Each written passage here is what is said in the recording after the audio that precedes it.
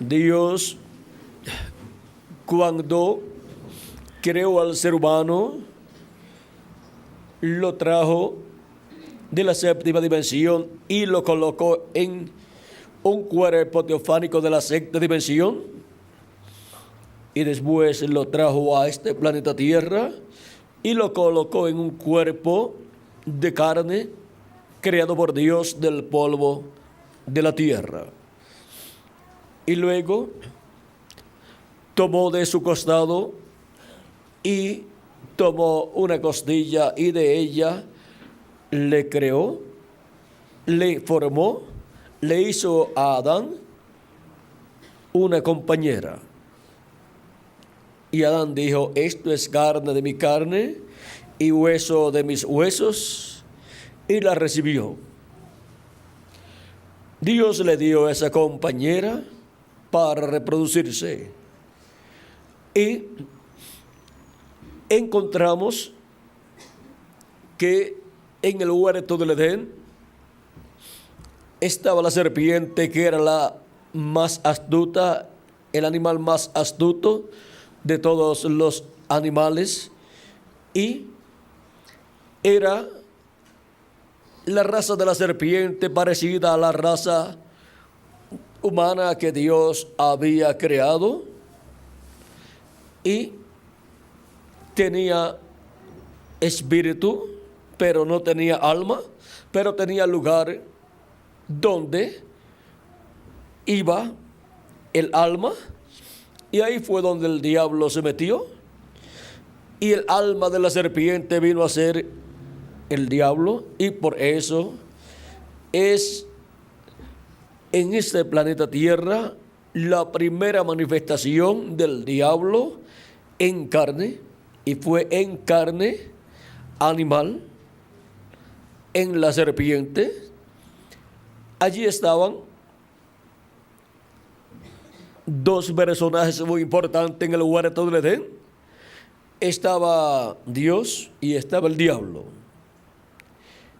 Y esos eran Dios, Cristo, el árbol de la vida, y el diablo, el árbol de ciencia del bien y del mal.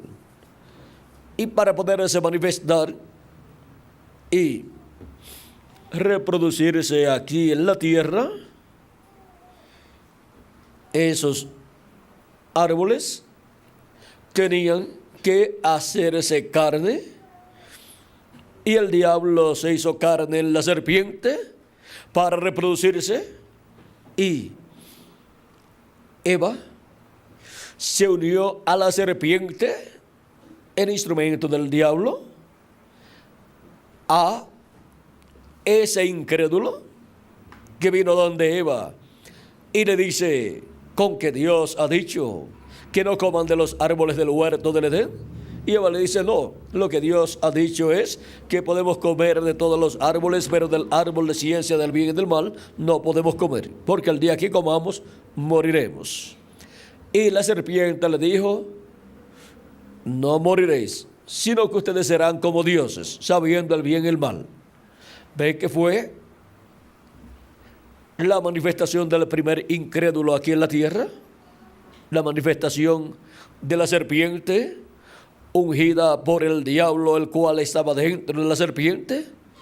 Y cuando le habló a Eva acerca de la palabra, ¿qué le dijo? Le dijo que no morirían, y Dios había dicho que morirían si comían del árbol de ciencia del bien y del mal. Y por medio de esa unión a la incredulidad, creyendo la mentira del diablo, y siendo incrédula Eva a lo que Dios había dicho, y pensando que Dios no iba a hacer como Él había dicho, Eva, por la unión incorrecta, trajo malos resultados. Trajo un hijo de incredulidad, Caín. Y ahora vean por qué Primera de Juan, nos dice acerca de Caín. Primera de Juan, vamos a ver lo que nos dice.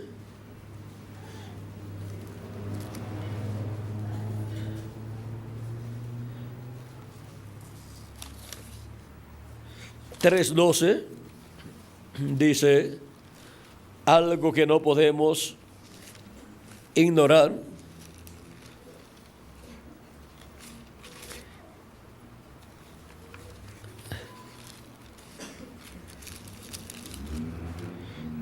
Dice,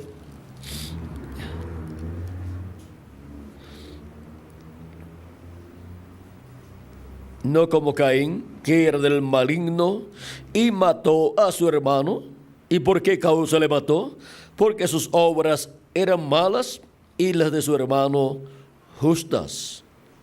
Ahora vean, como dice aquí Juan,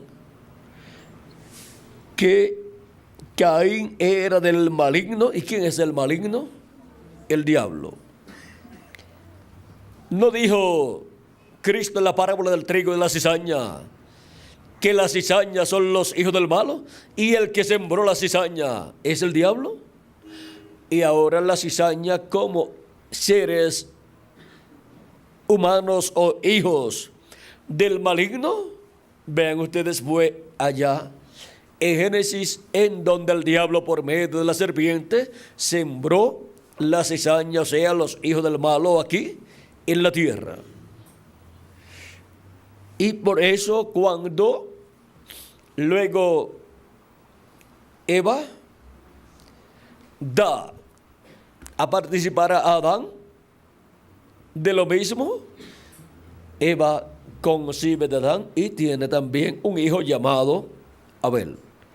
Y ahora vean ustedes, un hijo por medio de Eva era del maligno, dice la Biblia, no como Caín, que era del maligno y mató a su hermano Abel. Y ahora Abel no era del maligno, porque Adán no era el maligno. Y Adán vino ¿de quién? De Dios. Y ahora vean ustedes cómo el hijo del maligno, Caín, mató a Abel. Fue el primer homicida que hubo en la tierra. Fue el primer homicidio que se efectuó en la tierra. ¿Inspirado por quién? Por el diablo. Y vino de un hijo ¿de quién? Del diablo, un hijo del maligno.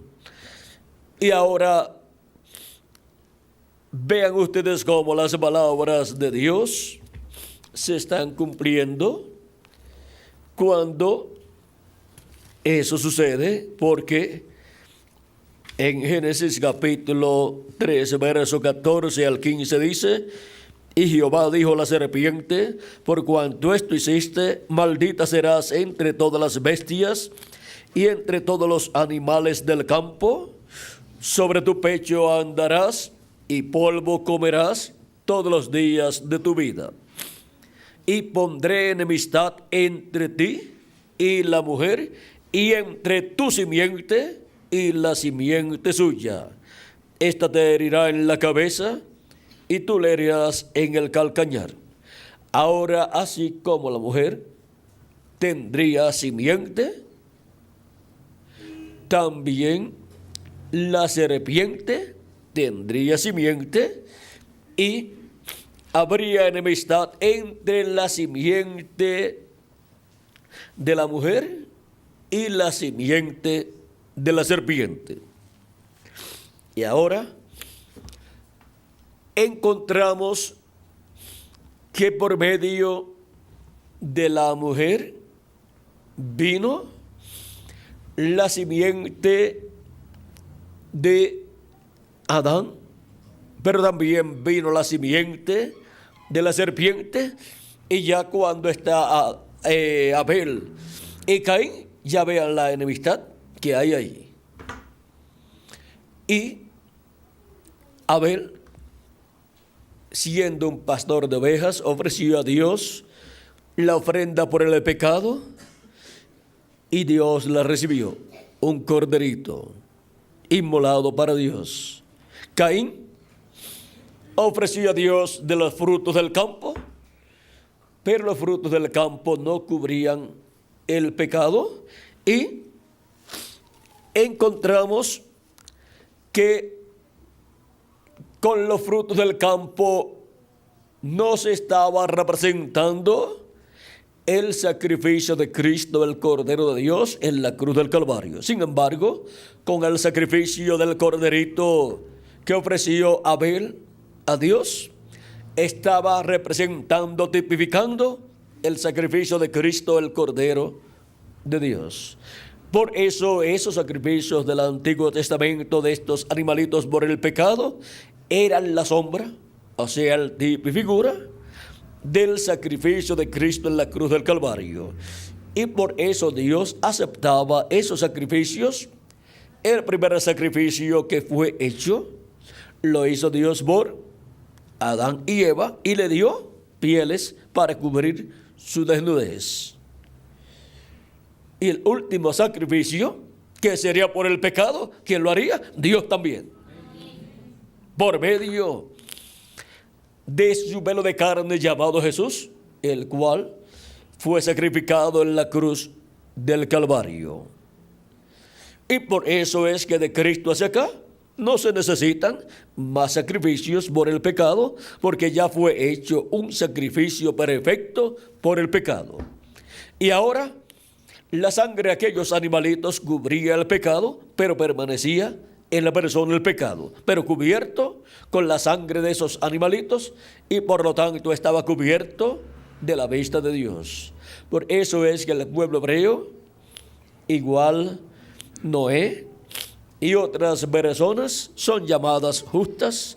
Por ejemplo, Lot fue llamado justo también, y sin embargo eran personas que cometían errores, eran personas que pecaban. El pueblo hebreo es llamado un pueblo justo. Dios no ve en el pueblo hebreo, cuando va por el desierto, no ve pecado en el pueblo hebreo. Sin embargo, ellos cometían muchos pecados, pero ofrecían a Dios el sacrificio por el pecado.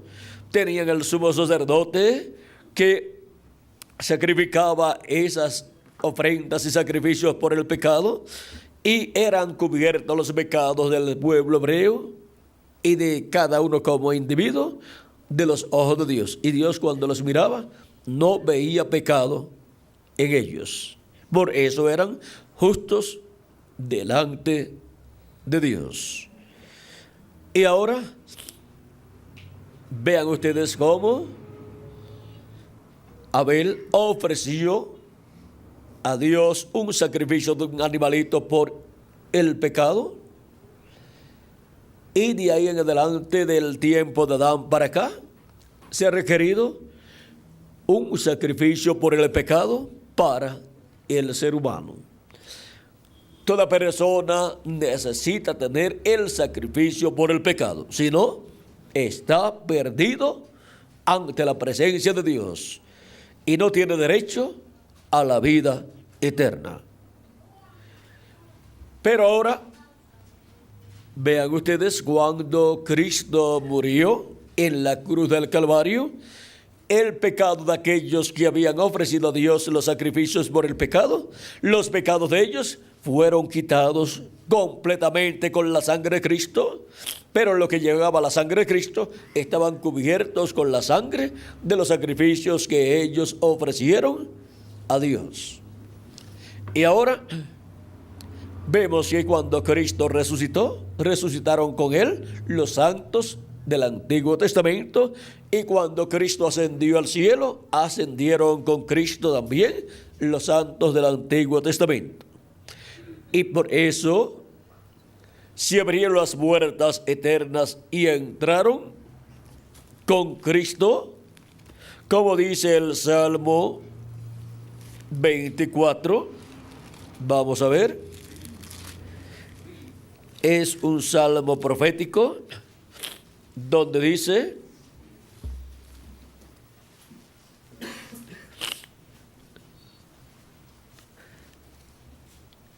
¿quién subirá al monte de Jehová? ¿Y quién estará en su lugar santo? El limpio de manos y puro de corazón. ¿Y cómo una persona puede ser limpia de manos y pura de corazón? Pues lavando sus pecados.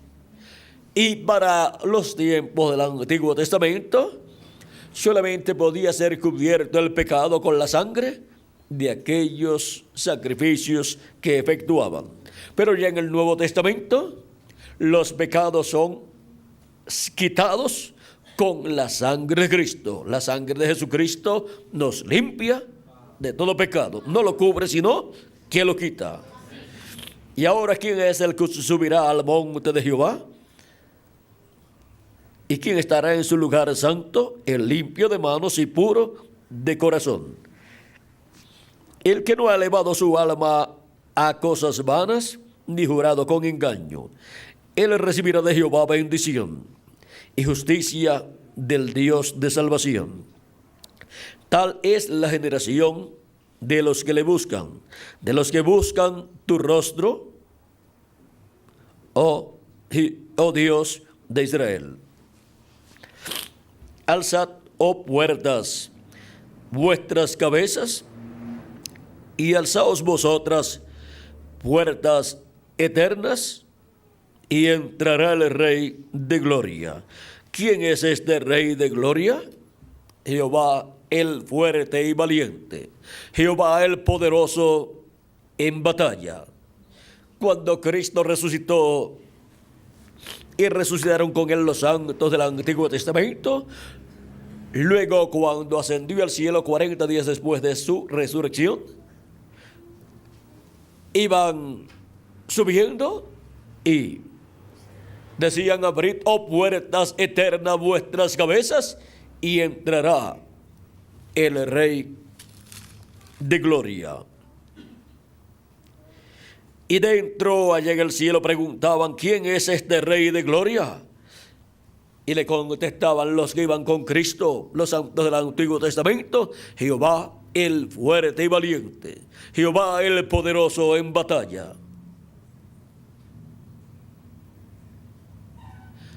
Y subieron con Cristo.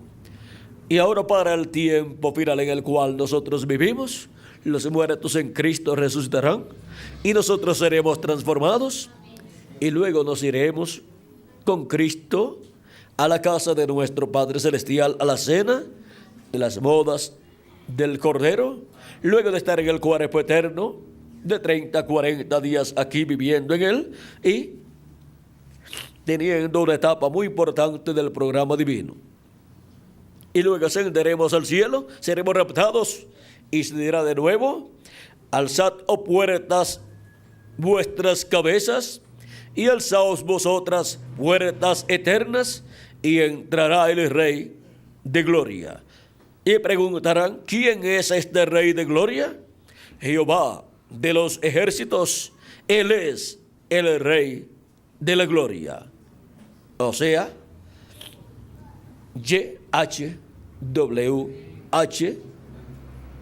porque ese es el nombre eterno de Dios.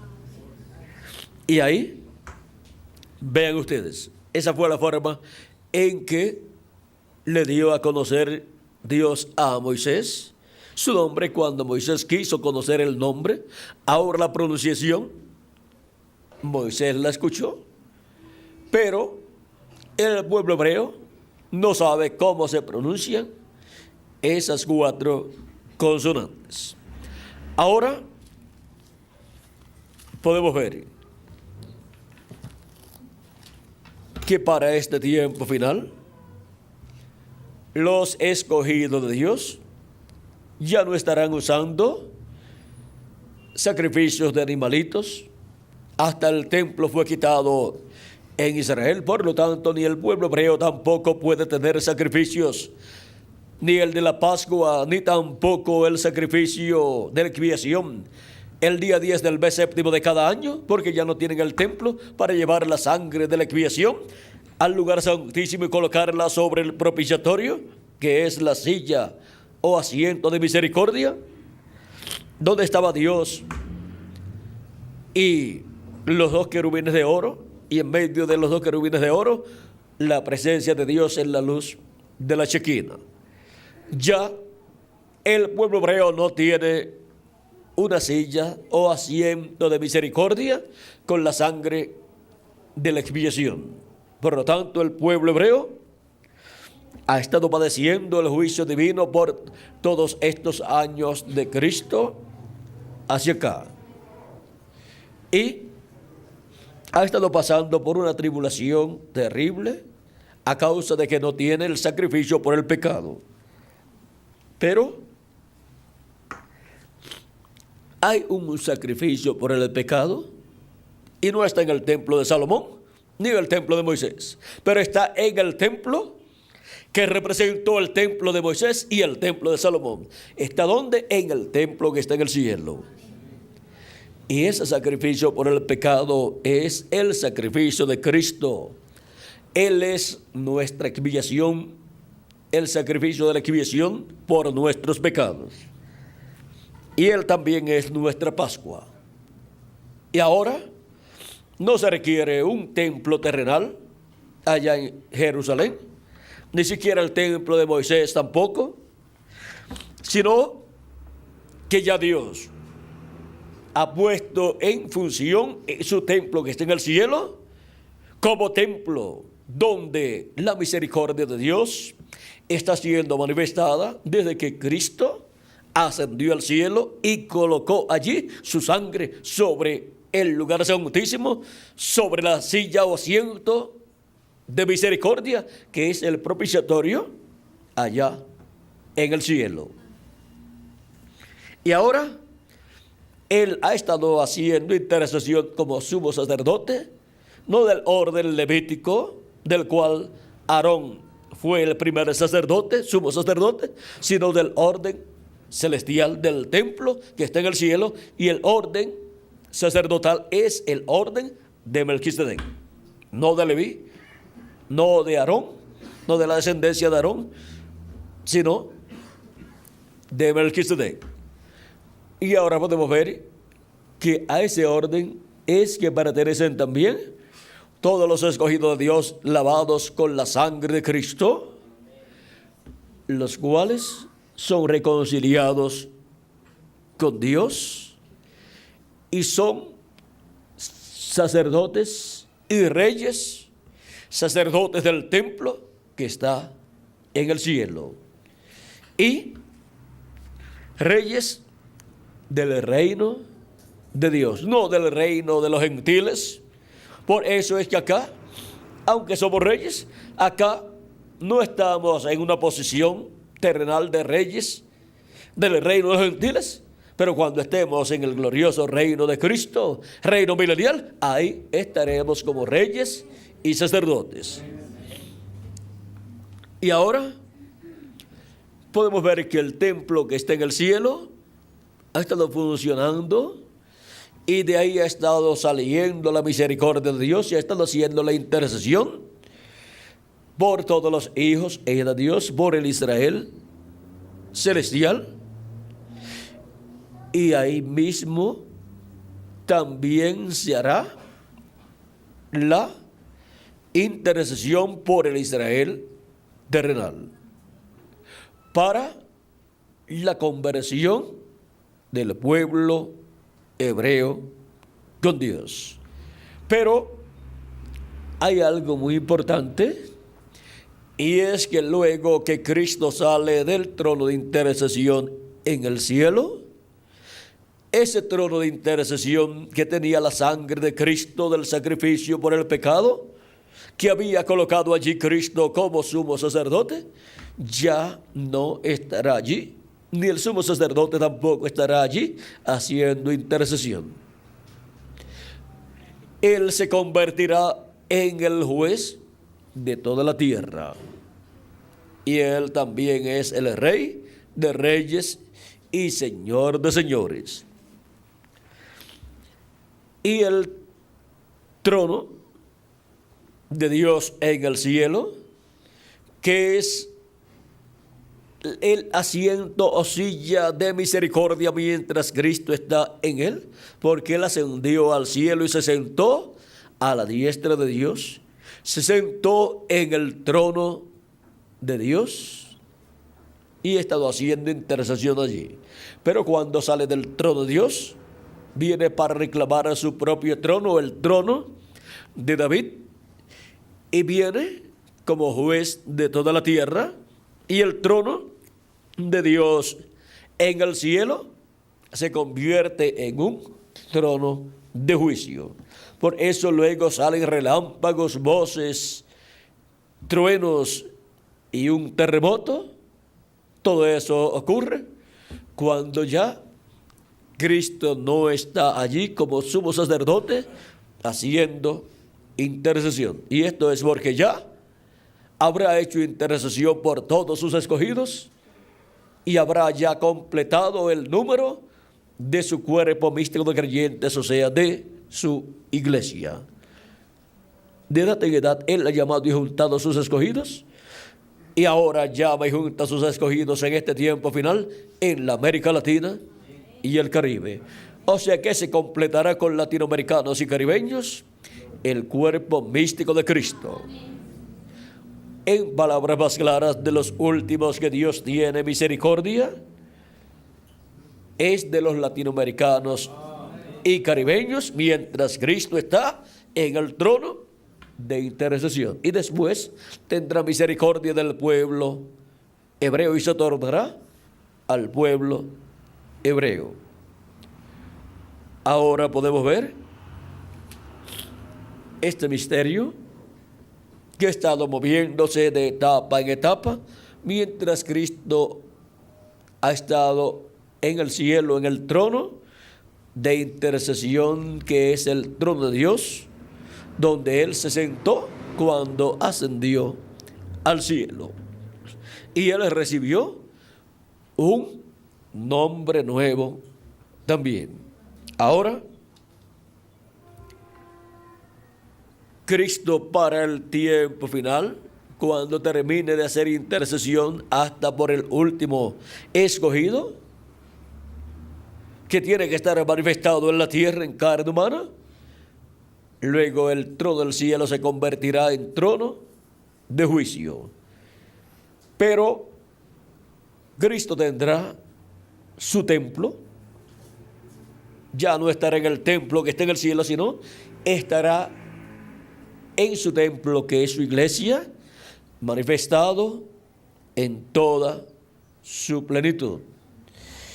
Y desde ese templo será extendida la misericordia de Cristo para el pueblo hebreo y para toda nación, pueblo y lengua, y para toda persona que vive en el planeta Tierra, para ese tiempo en donde Cristo saldrá del trono del Padre y vendrá a su iglesia. Su templo es virtual, y ahí estará, y desde ahí se hablará o misericordia o juicio para la raza humana.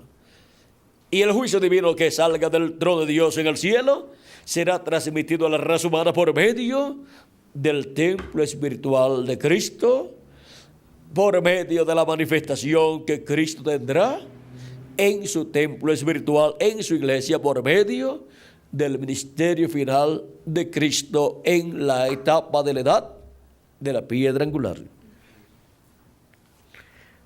Ese es el orden del nuevo templo, que es la iglesia del Señor Jesucristo, para cuando esté terminada la construcción de ese templo espiritual de Cristo. Mientras tanto, Él está llamando y juntando a sus escogidos y colocándolos en su templo espiritual, en la construcción de ese templo espiritual, para en el día postrero ser terminado ese templo con seres humanos y ser dedicado a Dios, así como Moisés dedicó a Dios el tabernáculo y Salomón también dedicó a Dios el templo, y vino Dios en la luz de la Shequina y moró tanto en el templo de Salomón como también moró en el templo que construyó Moisés. ¿Y donde moró? En el lugar santísimo, sobre el arca del pacto. Y de ahí le hablaba a Dios al pueblo. Y ahí es donde se efectuaba la expiación por el pecado y la reconciliación del pueblo con Dios. Ahora podemos ver que para este tiempo final será dedicado el templo espiritual de Cristo, para morar Cristo en toda su plenitud en su templo y ser manifestado en su templo, y desde su templo llevar a cabo la obra correspondiente a este tiempo final, cuando los muertos en Cristo resuciten y nosotros los que vivimos seamos transformados. Entonces ya será un templo perfecto, un templo que habrá llegado a la perfección y estará dedicado a Dios, y Dios morará en toda su plenitud en ese templo. Y desde ahí Cristo obrará grandes maravillas y milagros que Él ha prometido para el día postrero. Y bajo el ministerio de la edad de la piedra angular, que es el ministerio que obtiene la adopción para continuar ministrando en el día postrero y cumplirse toda señal, maravilla y milagro prometido para el día postrero, que llamará la atención del pueblo hebreo. Por eso es que los ministerios de los dos olivos, los ministerios de Moisés y Elías, son los que estarán haciendo las señales y maravillas correspondientes al día postrero. Y esos son los ministerios de Moisés por segunda vez y de Elías por quinta vez. Esos son los ministerios que son manifestados por Cristo, por el Espíritu Santo, en su ángel mensajero, en el día postrero. Porque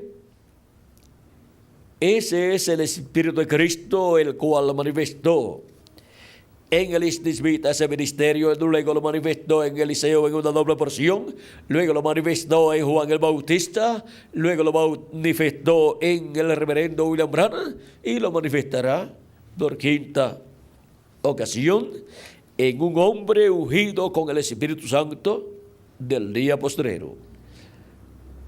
En la página 449 del libro de los sellos, dice el precursor de la segunda venida de Cristo: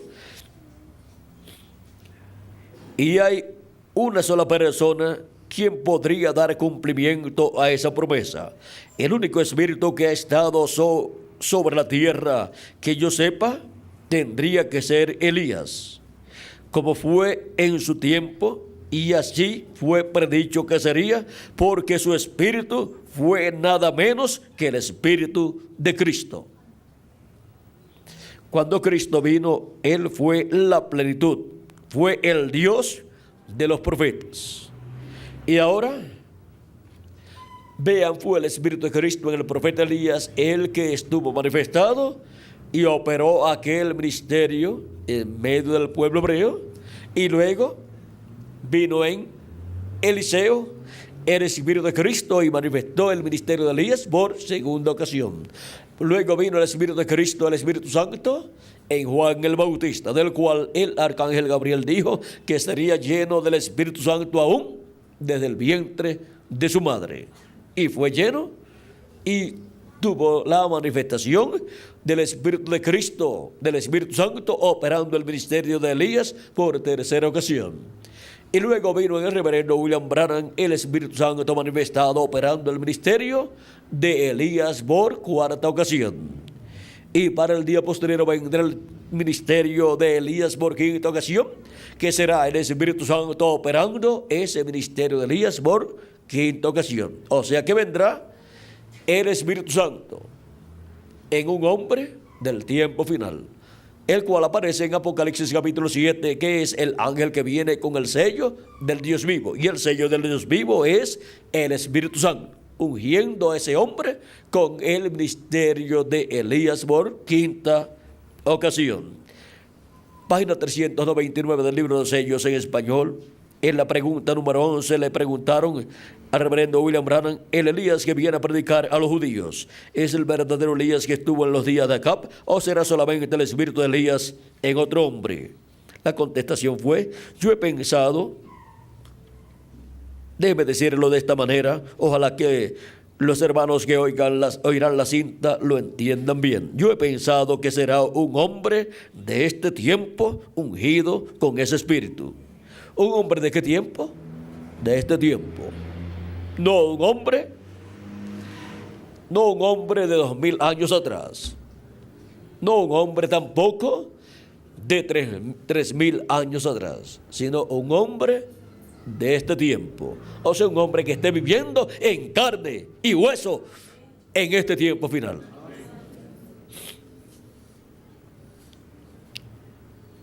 Porque ya cuando Elías ya había subido, cuando se fue en un carro de fuego, y Eliseo se encontró con los hijos de los profetas, ellos dijeron: el espíritu de Elías reposó sobre Eliseo. Es que Eliseo obró igual a Elías.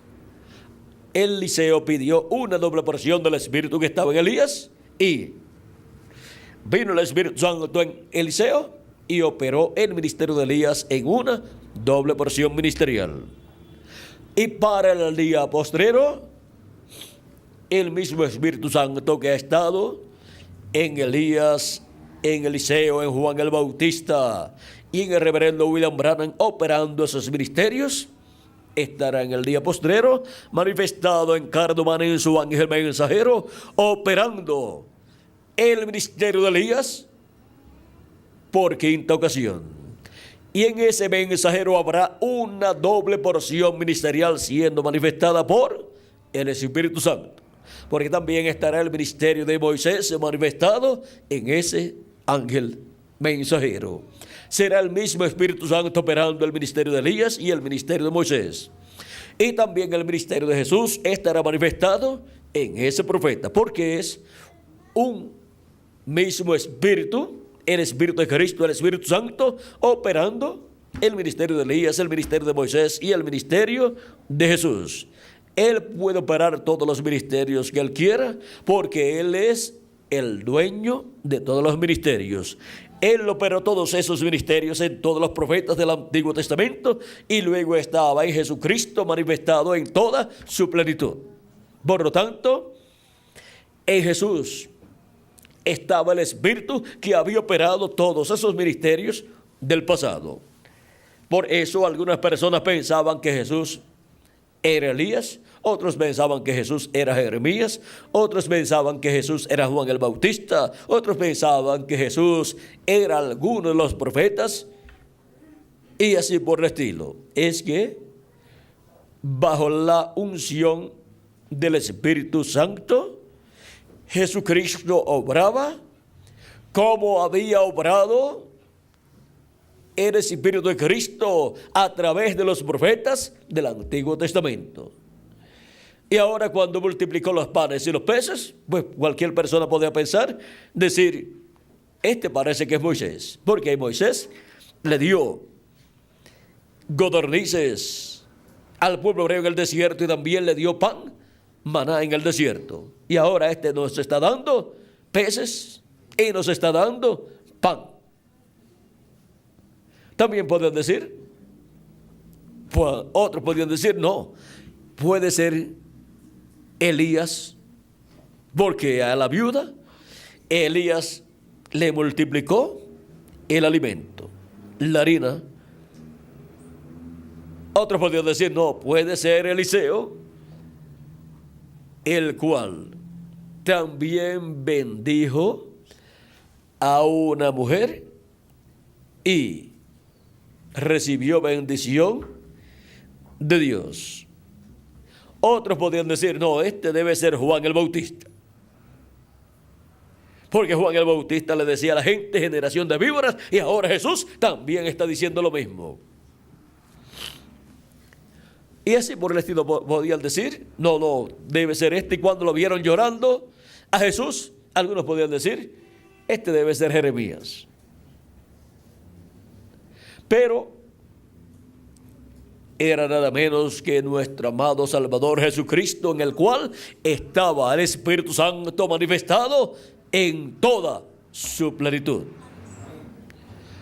Y ahora, para el día postrero, vendrá la adopción de todos los hijos e hijas de Dios y la adopción del ministerio del ángel de Jesucristo, que es el ministerio de Cristo manifestado en su ángel, el cual es colocado en la edad de la piedra angular para ministrar y llegar a la etapa en que será adoptado el ángel de Jesucristo y el ministerio que el Espíritu Santo está operando en su ángel. Y por eso ese es el ministerio, tanto para la iglesia gentil como para el pueblo hebreo, y también para todos los que vivirán en el reino milenial de Cristo. Y con ese ministerio, la tierra será llena del conocimiento de la gloria de Jehová como las aguas cubren el mar, porque por medio de la enseñanza que trae ese ministerio, por medio de su manifestación en carne humana en su ángel mensajero, la revelación divina correspondiente al séptimo milenio, o sea, la dispensación del reino, es dada, traída a la iglesia de Jesucristo, y de la iglesia de Jesucristo se extenderá al pueblo hebreo y a todas las naciones. Con ese mensaje es que también son llamados y juntados todos los escogidos de Dios.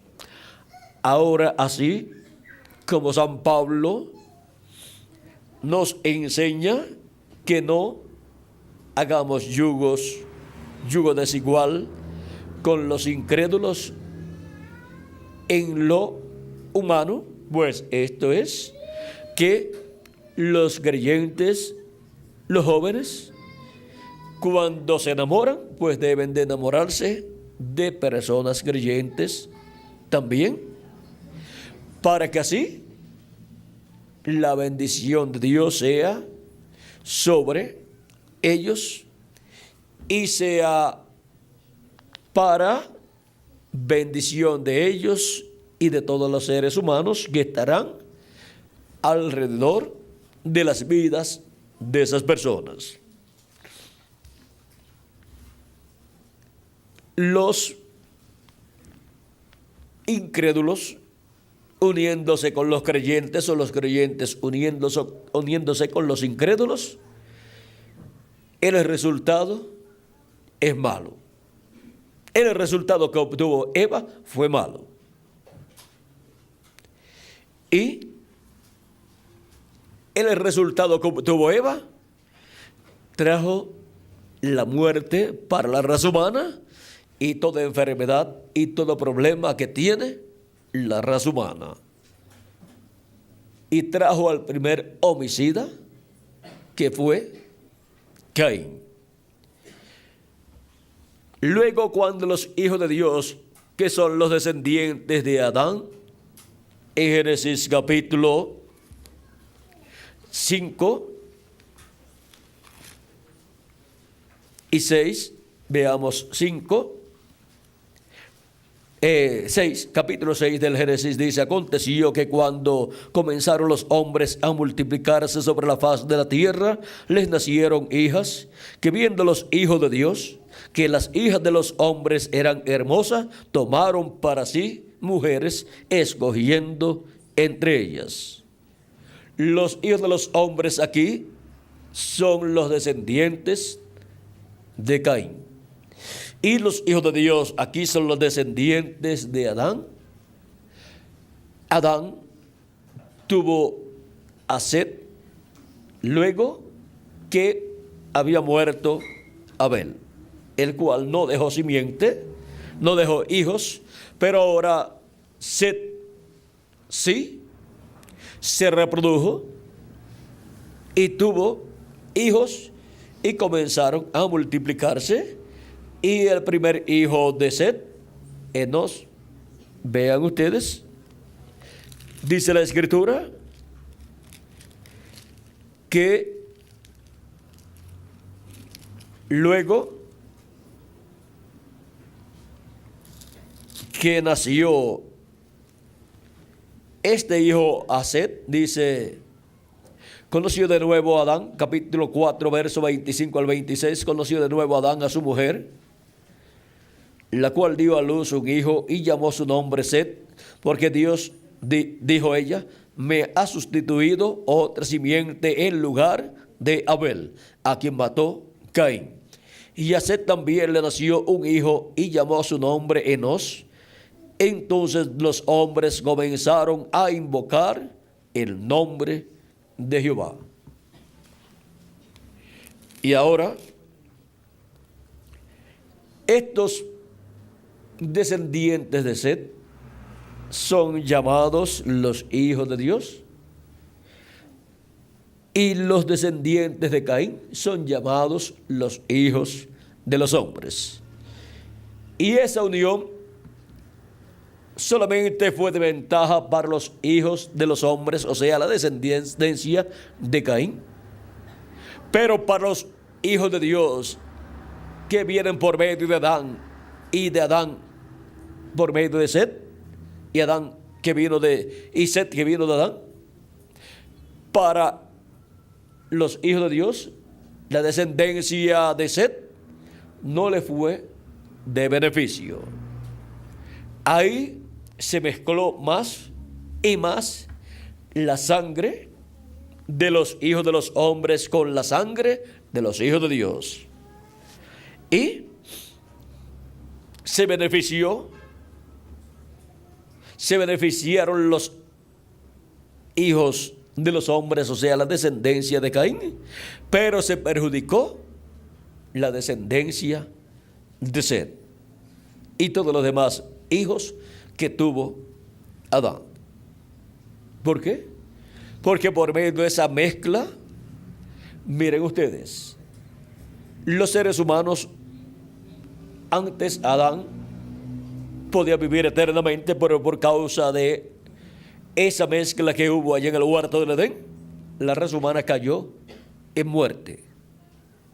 Y luego, por medio de esta unión de los hijos de Dios con los hijos o hijas de los hombres, encontramos que el ser humano, el cual ya se había hecho mortal por causa del pecado, miren, Set, vamos a ver cuántos años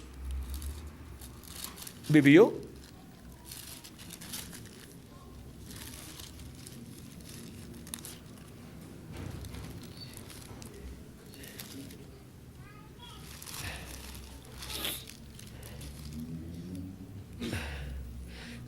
Adán vivió 930 años y murió. Set vivió 912 años y murió. Enos, el hijo de Set, vivió 905 años y murió. O sea, en el capítulo 5 del Génesis, ahí está toda esta historia de los años que ellos vivían. Miren, a los 130 años fue que Adán tuvo a Set, engendró a Set. Un hombre a los 130 años, en la actualidad, ¿dónde está? Está bien dormidito su cuerpo físico, bajo la tierra o en algún otro lugar donde lo hayan llevado. Pero ahora, Adán está jovencito todavía. Vivió 930 años después, vean ustedes, después del pecado ya vino a ser mortal, pero miren, 930 años. O sea que 130 años es como, ¿cuánto diríamos? Como una séptima parte de 930 años, más o menos. Y entonces estaba en una séptima parte de su vida terrenal y mortal. Luego, Set, cuando engendró a Enos, miren cuántos años tenía. vivió Set 105 años y engendró a Enos. En la actualidad, una persona que a los 100 años engendró un hijo, pues dicen, aquel viejito engendró un hijo. Pero ahora miren, Set vivió 912 años, por lo tanto, a los 105 años todavía estaba en una novena parte de su vida. Era un jovencito. Ahora, normalmente una persona vive de 70 a 80 años. Vamos a decir una persona que viva 70 años o 80 años, una octava parte de su vida, la octava parte de su vida, ¿cuánto sería? 10 años. O sea que Set aquí, con 105 años, estaba como un jovencito de 10 años más o menos. No en estatura, sino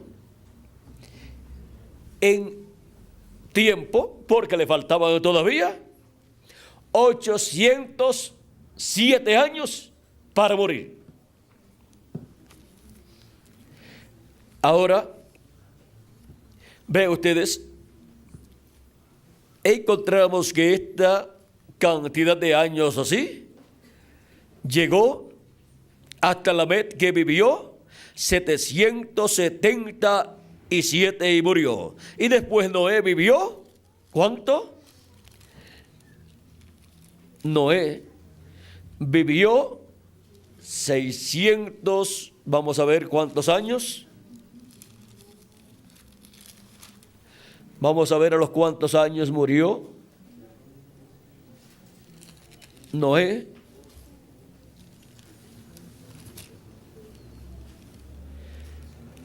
Noé, a los 600 años de su vida fue que vino el diluvio.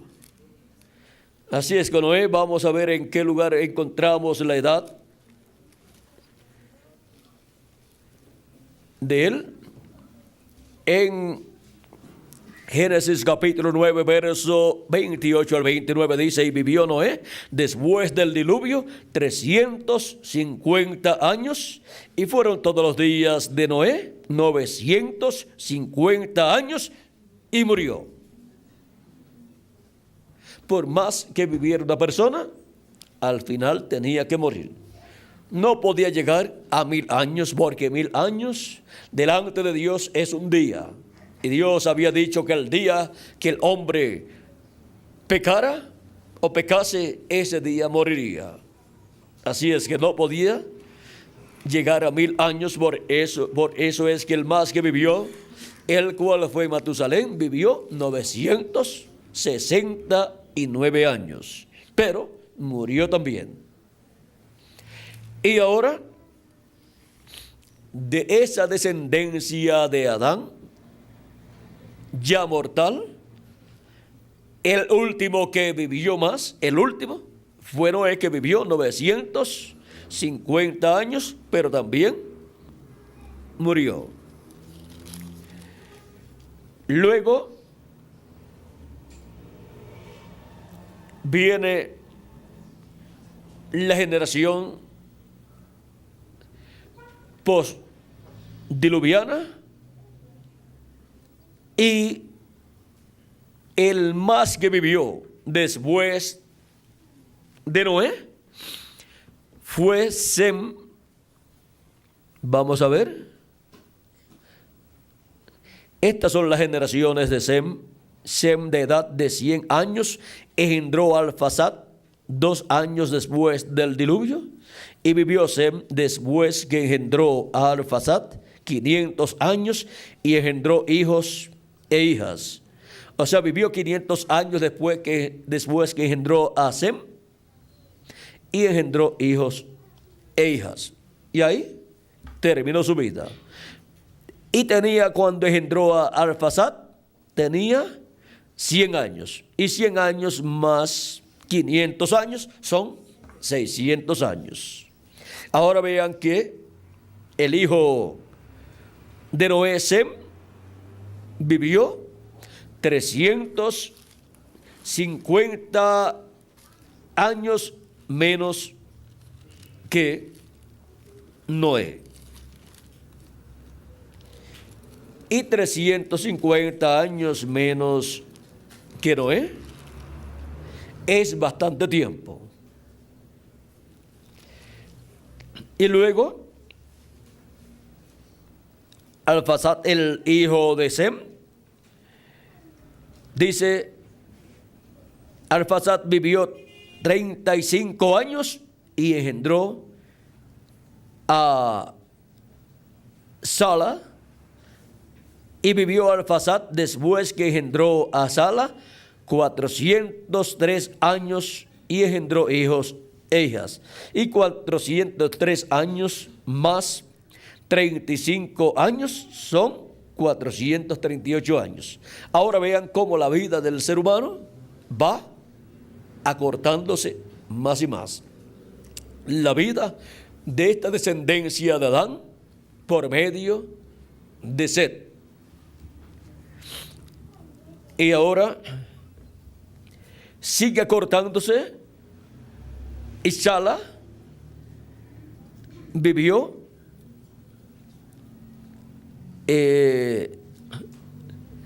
Sala vivió 30 años y engendró a Eber.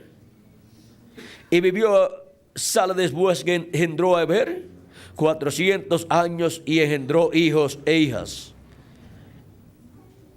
Y vean ustedes, se murió Sala ¿de cuántos años? Sala murió de 433 años. ¿Por qué? 30 años más 403 años son 433 años. Luego Eber vivió un poquito más, vivió 464 años, pero después, miren, y vivió Eber después que engendró a Peleg. Estoy leyendo en Génesis capítulo 11, verso 17, dice, después que engendró a, y vivió Eber después,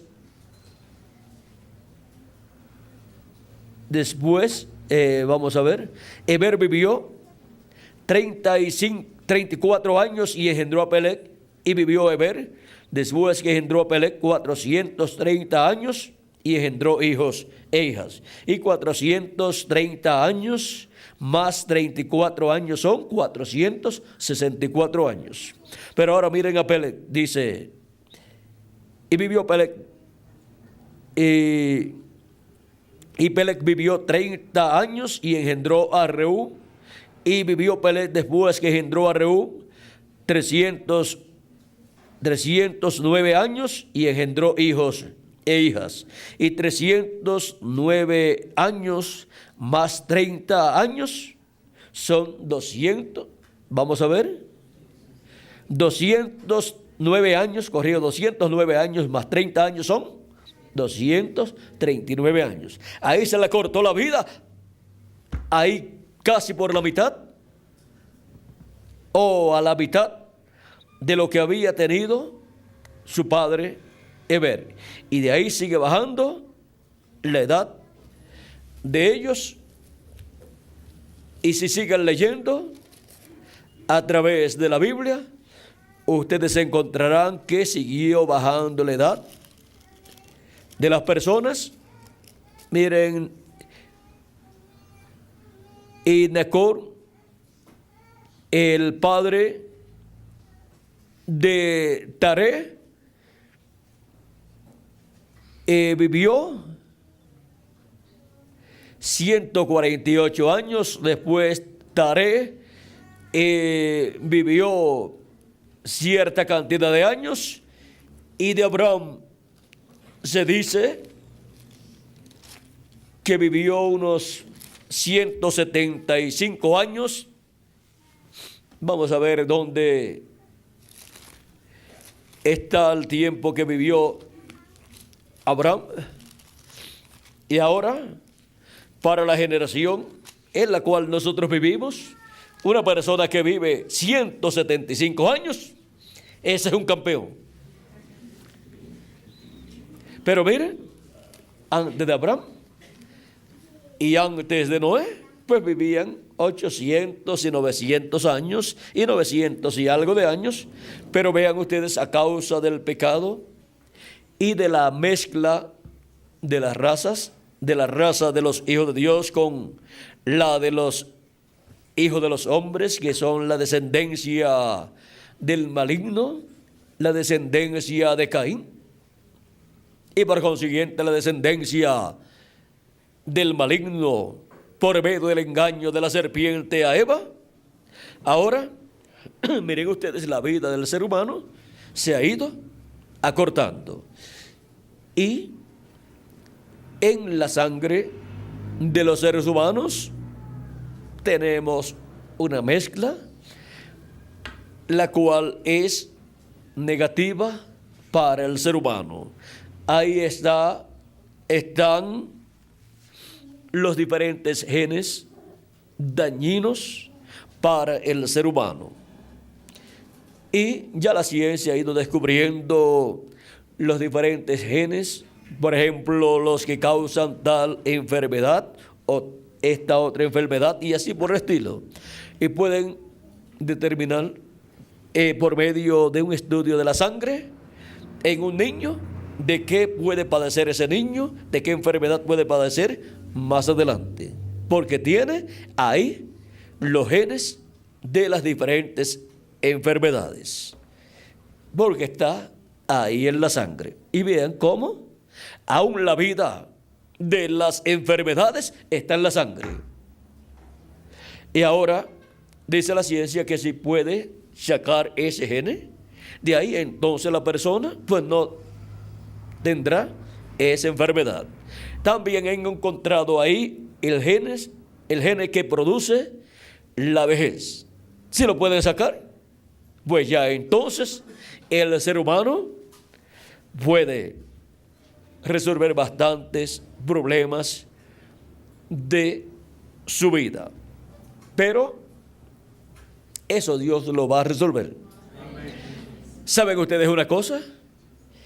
Que ya Dios nos ha dado una sangre nueva, la sangre de nuestro amado Señor Jesucristo, que nos limpia de todo pecado, y con la transformación de nuestros cuerpos y la resurrección de los muertos en Cristo, tendremos una nueva sangre en ese nuevo cuerpo, el cual no tendrá esos genes, ni de enfermedades, ni de vejez, ningún gen de muerte,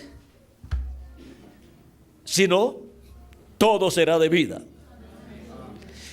Esa es la sangre de Jesucristo. De esa sangre es que nosotros venimos, la cual hemos recibido. Y ahora, vean ustedes, nos limpia de todo pecado. Quita el pecado, lo desintegra. Y ahora nosotros en el nuevo cuerpo no tendremos los problemas que tenemos en este cuerpo. Pero mientras estamos en este cuerpo, nosotros aprovechamos bien el tiempo sirviéndole a nuestro amado Señor Jesucristo, trabajando en su obra y siendo fieles a Él. ¿Y cómo podemos ser fieles a Él? Siendo fieles a su palabra, siguiendo sus enseñanzas para nosotros. Y ahora, así como nos enseña San Pablo que no se puede hacer yugo desigual con los infieles, ahora veamos que mujeres en la Biblia representa iglesias. Por lo tanto, la iglesia que nació el día de Pentecostés fue representada en Eva, como también está representada en Sara y también está representada en María, pero al caer ya no puede llevar la representación de María hasta que llega a este tiempo final, en donde María es tipo y figura de la iglesia del Señor Jesucristo. Y ahora vean ustedes, así como la serpiente engañó a Eva, San Pablo dice: me temo que vuestros sentidos sean extraviados o engañados. Y ahora la iglesia que nació el día de Pentecostés, luego perdió el primer amor allá en la etapa o edad de Éfeso, y luego la encontramos caída, como le sucedió a Eva, por unirse incorrectamente, le perdió su primer amor a Cristo y entonces se enamoró del mundo. Y allá en Nicea la encontramos caída como Eva. Pero de edad en edad, Cristo ha estado llevando a cabo una obra y han estado viniendo hijos de Dios por medio de la manifestación de Cristo a través del mensajero de cada edad. Y para este tiempo final, la iglesia es representada en la Virgen María, la cual recibió la palabra y dijo: hágase conforme a tu palabra. ¿Para traer qué? El Hijo de Dios, Jesucristo, dar a luz un hijo por creación divina. Y para este tiempo final, Cristo trae hijos e hijas de Dios por medio del nuevo nacimiento y por medio de su iglesia en la edad de la piedra angular, en cuerpos teofánicos, y pronto también traerá hijos e hijas de Dios en cuerpos físicos, inmortales, eternos e incorruptibles, glorificados, porque para este tiempo final Cristo resucitará a los muertos en Cristo en cuerpos eternos y nos transformará a nosotros los que vivimos. Y eso será por medio de una iglesia virgen que ha subido a la edad de la piedra angular. Es en esa iglesia donde habrá esa manifestación de hijos e hijas de Dios.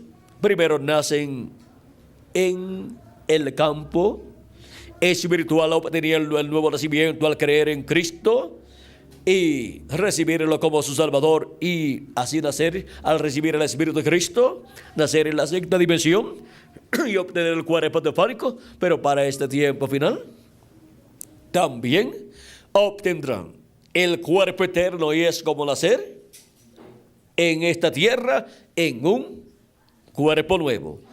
Y esto será en medio de la iglesia de Jesucristo. Es la iglesia de Jesucristo la que traerá esos hijos e hijas de Dios con cuerpos eternos. Y ahora su iglesia no se puede unir a nada sino a Cristo, al cual está unida para traer hijos e hijas de Dios en este día postrero, y traer los hijos e hijas de Dios en la resurrección de los muertos en Cristo y en la transformación de nosotros los que vivimos. Esa iglesia virgen es la que traerá esa manifestación de hijos e hijas de Dios en este tiempo final. Y eso será la adopción de todos los hijos e hijas de Dios, la redención del cuerpo físico, o sea, la transformación de nuestro cuerpo, en donde obtendremos el cuerpo eterno. Y cuando estemos con el cuerpo eterno, todo problema habrá terminado. y estaremos con Cristo por el milenio y por toda la eternidad. Es muy importante nunca perder el primer amor. Siempre los problemas en el hogar son motivo de la pérdida de ese primer amor. No puede la persona dejar que se enfríe ese primer amor, porque después vienen problemas si pierde uno de los dos el primer amor, como le pasó a la iglesia en la edad de Éfeso, de la cual Cristo dice que había perdido su primer amor, su amor a Cristo. Y por eso se unió al mundo y produjo así los muchos problemas que existen en el cristianismo y en las muchas interpretaciones y muchos productos híbridos en medio del cristianismo, o sea, muchos Caínes. Bueno, hemos visto los problemas que se obtienen cuando se hace una unión mala, una unión incorrecta. Pero cuando se hace una unión correcta, entonces el producto es grandes bendiciones para las personas y para todo el cuerpo místico de Jesucristo. Una mala unión trae malos resultados. Una buena unión trae buenos resultados. Y cuando se tiene una buena unión, entonces vigile que no se enfríe ese primer amor. Hay que mantenerlo siempre para que así no se pierda la bendición que hay en esa buena unión que se ha hecho. Y dele gracias a Dios por esa bendición tan grande. Pero los que no hayan hecho una buena unión y su compañera o su compañero no sea un creyente, pues ya se metió en ese problema, o fue que no era un creyente ninguno de los dos y ahora llegó a Cristo uno de los dos, pues ore por la otra persona para que Dios tenga misericordia también de él. No le vaya a dar de codo y a decirle que ya no lo quiere, sino amarlo y decirle: yo estoy orando por ti para que Dios también te bendiga a ti, y darle que lea en la palabra de Dios y lea los mensajes para que así Dios le abra el entendimiento y lo bendiga también. Si la otra persona consiente en vivir con la persona, San Pablo dice que eso está bien. Pero si no quiere vivir con la persona, pues ¿qué se va a hacer? Ahora San Pablo dice: nunca se separen.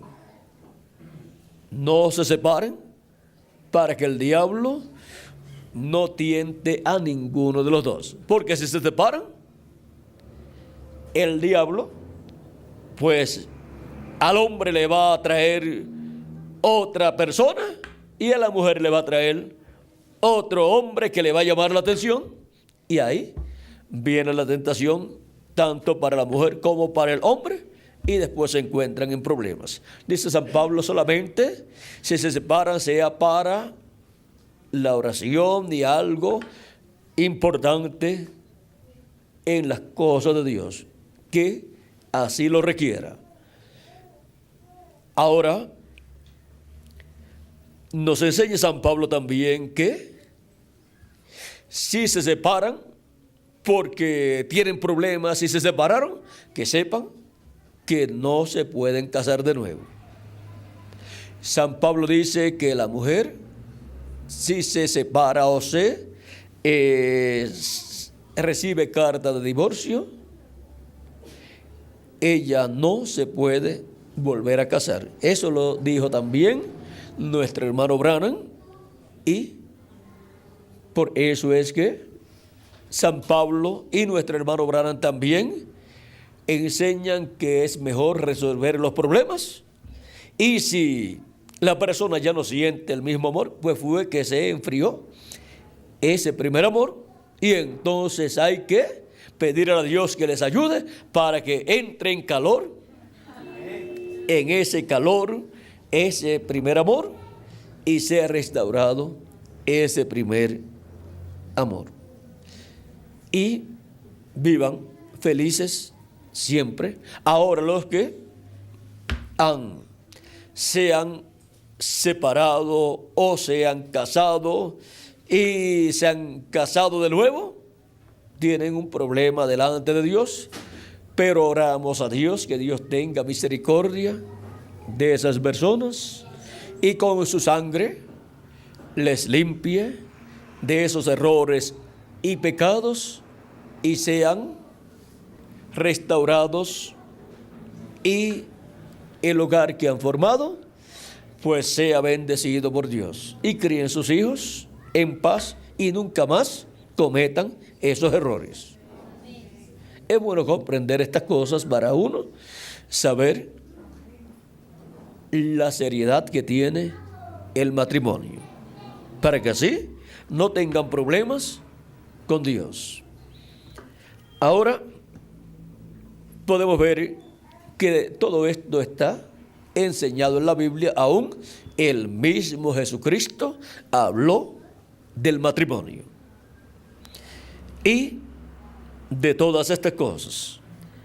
Ahora yo amo a todas las personas y yo no critico a ninguna persona, aunque tenga de esas clases de problemas, sino que le digo que busquen a Dios y oren a Dios para que Dios tenga misericordia de usted y de su compañera o su compañero, y también de sus hijos, y que les perdone y les bendiga y les ayude a caminar siempre hacia adelante, porque ningún problema de estos puede borrar el nombre del libro de la vida del Cordero de los escogidos de Dios.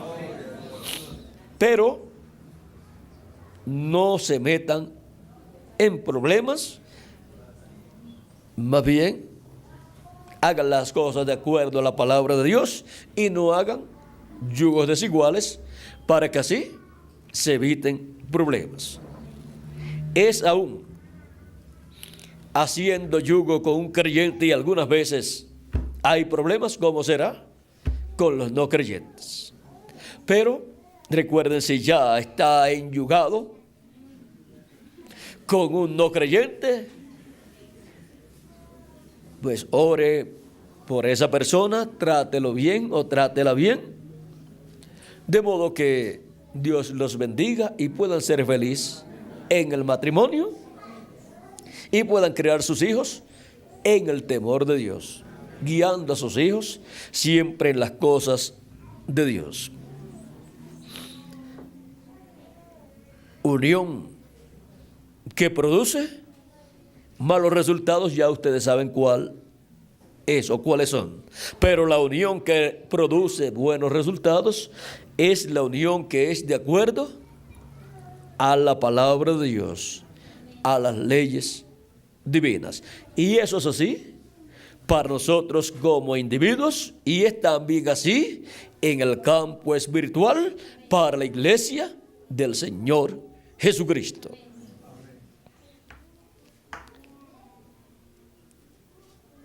Unión que produce buenos resultados. Esa es la unión que todos queremos tener. Tanto en lo humano como también en lo espiritual. Y la unión con Cristo de cada persona es la que produce los buenos resultados. Y para nuestro tiempo, así como hubo en cada edad una manifestación de Cristo en el Espíritu Santo por medio del mensajero y la unión con Cristo en esa manifestación en cada edad, produjo buenos resultados porque produjo los hijos y hijas de Dios de cada una de esas edades. Y para este tiempo final, Cristo estará en su iglesia en la edad de la piedra angular manifestado en su ángel mensajero, y la unión con Cristo en su manifestación final producirá buenos resultados también. Producirá la edad correspondiente a este tiempo y los hijos de esa edad de la piedra angular, y producirá la resurrección de los muertos en Cristo y la transformación de nosotros que vivimos y el rapto o arrebatamiento de los escogidos de Dios para ir a la cena de las bodas del Cordero. Miren todos los buenos beneficios que producirá la unión con Cristo en este día postrero en la edad de la piedra angular. Ha sido para mí una bendición grande estar con ustedes dándoles testimonio de estas dos clases de uniones, de la unión que produce malos resultados y de la unión que produce buenos resultados. Y que Dios nos ayude a todos para siempre hacer las cosas conforme a la palabra de Dios, para así obtener los buenos resultados. Que Dios les continúe bendiciendo a todos, que Dios les guarde y les prospere espiritualmente y materialmente, y les llene de su amor divino y el amor para con Cristo sea ese primer amor todos los días de nuestra vida. Ese primer amor que hemos sentido por Cristo permanezca sin nunca enfriarse. Permanezca ese primer amor por Cristo en nuestra edad, la edad de la piedra angular, y en nuestra dispensación. Y de parte de Cristo permanecerá ese amor siempre hacia nosotros. Y de mi parte hacia ustedes también permanecerá ese primer amor. Y de parte mía para Cristo también. Y de parte de ustedes también. ¿Saben ustedes una cosa? Que nuestra edad, la edad de la piedra angular, es la edad del amor divino. Y ese amor divino nunca se enfriará. Ese amor divino permanecerá y con el fuego del Espíritu de Dios manifestado todos los días de nuestra vida terrenal, en este cuerpo terrenal, y luego en el cuerpo nuevo, en el cuerpo glorificado. Siendo la edad del amor divino, vean ustedes, es la edad donde no se apagará el fuego del amor por Cristo en los hijos e hijas de Dios, de la edad de la piedra angular y de la dispensación del reino, porque nos hemos unido a Cristo, y eso produce los buenos resultados que Él ha prometido para todos nosotros. Bueno, que Dios le continúe bendiciendo a todos, que Dios le guarde, y muchas gracias por vuestra amable atención. Dejo nuevamente con nosotros al reverendo Miguel Bermúdez Marín para continuar y finalizar nuestra parte en esta ocasión. Esa es la mejor unión que el ser humano puede hacer, y es con Cristo, nuestro Salvador.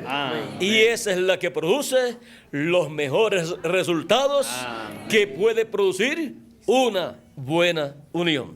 Esa es la unión que mejores resultados produce para todos nosotros. Vida eterna. Amén. Que Dios les bendiga y les guarde a todos. Amén.